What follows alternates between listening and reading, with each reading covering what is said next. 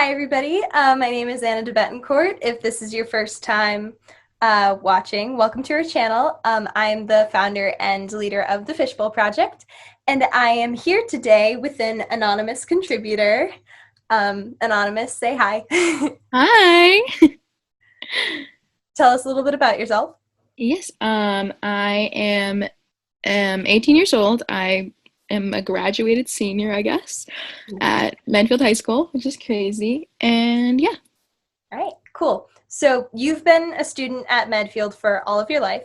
So can you talk a little bit about what the community at the high school is like and what mental health support is available and like what your experience with it and that kind of thing? Yeah, totally. I think it's interesting because I think like the education on it is kind of limited. Like it's not really talked about that much, and when it is, it's like a very basic presentation in like wellness or something like that. But I think that the resources, if you can find them, are very helpful. For example, I have, for various reasons, been involved in Rise, and that is an awesome program. They do a really good job just helping you out, and like for people who don't know what Rise is, it's like, how would you explain it? Like a program for kids who are missing a lot of school for one reason or another. So it could be physical issues, could be mental issues, could be just, something like that. And it can be really hard because of the workload to, keep track of that. And especially when it's not your fault that you're missing it. I mean, that sounds bad, but you know what I mean? When it's something you can't control, and you're not purposefully skipping, it is super crazy. And so, Dr. Wordley and Mrs. Danielski, they help you um, get it all on track and keep contact with your teachers. And it's just a nice, safe space to get your work done. And I think they're also just very helpful in general with, um, when you're overwhelmed, like mentally. Yeah. And but that was something, I think Rise will contact you if it's been like a long time, but it was more like I was talking to guidance because I was missing school for various reasons, and that got me set up. So it isn't like super, I guess, accessible, but obviously it shouldn't be accessible because it should be for people who need it. Yeah. Yeah. Um, and then I would go to guidance, like not a ton, but guidance counselor Mr. Ornberg, he's awesome, and I would definitely pop in there whenever I had trouble. And I also saw Mr. Becker a couple of times, and he's great. He does a great job. He's the adjustment counselor, which is he's basically just a person that you can go and talk to about like anything. That was more of me like advocating for myself, I think, and feeling overwhelmed and going as an option, but I don't know if it's as normalized as it should be. I think people are worried about going to guidance. So looking back at high school, that's scary to say. What was your biggest stressor kind of over time and like what helped you manage it? Yeah, I mean, I think it's hard to say because I am diagnosed with generalized anxiety disorder, or GAD. So that just means that like I worry about everything. Mhm. And so even though there were, I think I'm a perfectionist, so Mhm. doing well in school and just being like as good as I can was a big stressor. I feel like I just would get overwhelmed easily about anything, and you name it, like I will get stressed out about it. So Yep.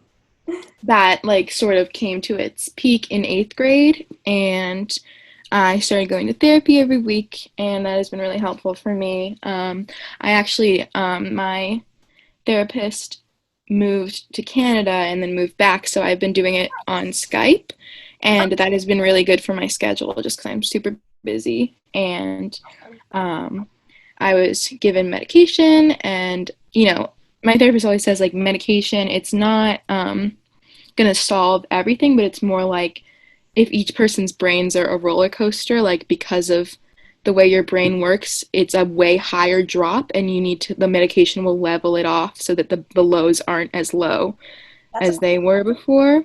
yeah. Yeah, so it's like it's not gonna make me happy all the time, but it has really helped me just managing myself. And I think, personally, just getting myself super involved in activities and spending time with friends, and yeah. So, um, let me know if you're whether or not you're okay with me revealing this about you. So, Totally. you are you're part of theater. Yes. Yes. So Tech Week is stressful for everybody, but I imagine it gets worse when you add in anxiety. So do you mind talking Yeah. a little bit about that? Um, it's just interesting because my anxiety really like contributes to, it starts this cycle where I will get like very depressed. It's not exactly as clinical as the anxiety is, but it's like because of that, it's like very high, moments of stress. And then when you can finally think about it, it's like hard. So I think during the school day, I am so hyper focused on theater that I will get like very depressed and unmotivated and just like exhausted. And it's a super emotional week in the best ways, but I just have the tendency of like, if there's a lot of things happening at once, I will get overwhelmed and I will need to like take a second to like process. Mm. So that definitely affects it. And I think even though it's such a like generally have a really great time during Tech Week. Yeah, me too. I love it, but when people are being super negative and everyone is sort of stressing, it will definitely affect me. And it is kind of like a fixation of that week where like if things are going bad, it will kind of ruin my day a little bit because I'm so worried about, and it's more because I'm worried about other people Yeah. than myself, if that makes sense. Like I want it to go so well for everyone. Like I need it, again, the perfectionist thing where like I need everything, like I have put in the work and trust myself that I'm going to do well, but like I want everything possible to go right, and I'll like get really stressed out if there's a small technical thing that's not working out. So this is kind of segueing off of kind of what you just said. So you're a student leader in a prominent, fairly large group at school. Mm-hmm. In your position, particularly in your position, you're like as a leader, you're often responsible for caring for others' well-being before your own. Yes. How did you balance caring for others as well as caring for yourself? That is an awesome question. It's something I am not great at and something I really need to work on because I definitely have a I think you're tendency. really good at it. Oh, thank you. I just have a tendency where like I will completely work for other people over myself, and I don't do a great job of like not getting emotional about it. I guess I'm such an empath, and it's like I want everyone to be happy. Mhm. And I think it is a part of the like anxiety where it's like I need the control and I need to like control things that I have no control over. But and also just acknowledging that like people are not going to be happy 100% of the time. That's just not how things are. And like oftentimes if one person's happy, the other person isn't. And it was like me coming to terms with like you're doing as much as you can, but even though you've like attempted this stuff, it's not working out for this person, and that's okay, and just trying to be there for them but not forcing them to, be like Yeah. super okay. Yeah. So I had a similar experience of being a student leader in a similar group this Hmm. past year. Um, for those of you who don't know, I was president of the Theater Society. Woo! Um, so I just remember a lot. There would be days where I would go home, and this happened a lot last year, like when I was stage managing Mhm. you. There were definitely days where I would go home and I was just emotionally exhausted. And Yeah. that is always when my OCD would get really, really bad.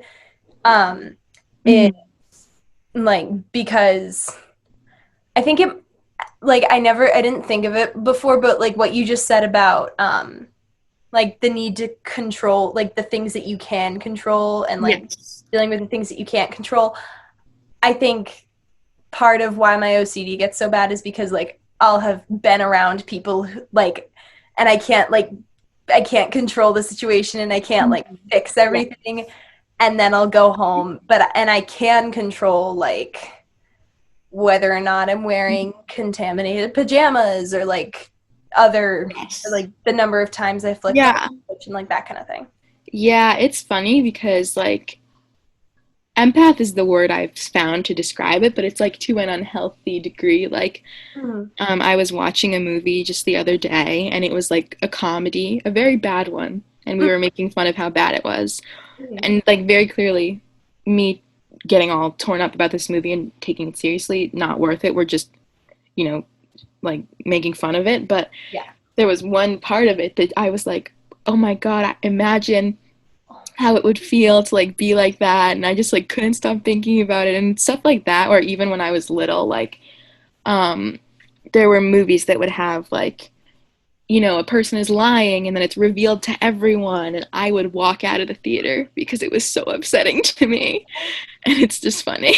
I no, that's so interesting. I like if something's gonna be awkward, I still do it. Like I did when I was little. I would get up and I would run behind the couch, or I would like stuff my face in a pillow. Well, and And now even I still get up and walk out of the room. I'm so used to worrying about things that like before shows or before like any presentation, I will get actual anxiety because I'm thinking about the other person, and I will start to like feel that, which is crazy.